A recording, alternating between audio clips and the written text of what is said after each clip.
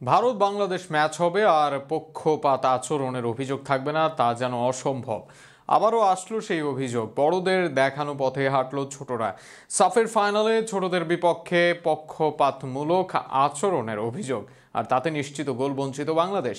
এমন অভিযোগের ঘটনা নিয়ে বিস্তারিত থাকছে প্রতিবেদনে। ভারত বাংলাদেশ ম্যাচ মানে যেন আলাদা উত্তাপ, হোক ক্রিকেট কিংবা ফুটবল, হোক বৈশ্বিক আসর বা সিরিজ, হোক পুরুষ বা মহিলা, ভারত আর বাংলাদেশের লড়াই ছুঁয়ে যায় সবাইকে। যে কারণে অনূর্ধ্ব-19 পর্যায়ের ফাইনালে ভারত বাংলাদেশ লড়াইয়ের দিকে ছিল সবার নজর। কিন্তু অন্য সব প্রতিযোগিতার মতো এবারও একই অভিযোগ, আবারও ভারতের বিপক্ষে অভিযোগ পক্ষপাতমূলক আচরণের। এই অভিযোগের মূল দল থেকে নারী দল সবাই হয়েছে ভুক্তভোগী। কিন্তু এরপরও সমাধান না হয়ে উল্টো নিজেদের দাদাগিরি বজায় রাখছে ভারত।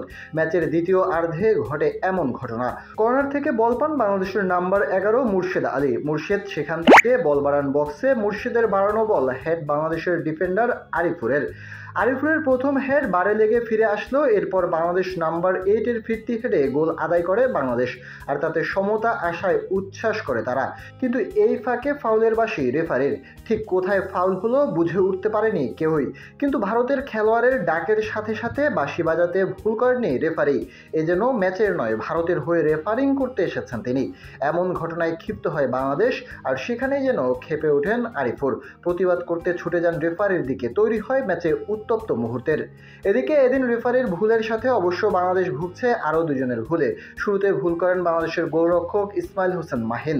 দূর থেকে আসা ফ্রি কিক, মাহিন প্রথমে পজিশন ভুল করেন, এরপর সহজ বলটাকে ফেরাতে ব্যর্থ হন মাহিন। আন্তর্জাতিক এই পর্যায়ে এসে এমন হাস্যকর ভুল শুরুতেই ভোগায় বাংলাদেশকে। 4 মিনিটে পিছিয়ে যায় 1-0 গোলে। এরপর অবশ্য ম্যাচে ফেরার চেষ্টা করে বাংলাদেশ, কিন্তু সেখান থেকে ভুল করতে থাকেন শ্রী সুমন। একের পর এক সহজ সুযোগ মিস করতে থাকেন যুবদলের এই খেলোয়াড়। কখনো ফাঁকায় দাঁড়িয়ে থেকে বল ঠিকঠাক রিসিভ করতে পারেননি, কখনো সহজ সুযোগ পেয়ে কাজে লাগাতে পারেননি।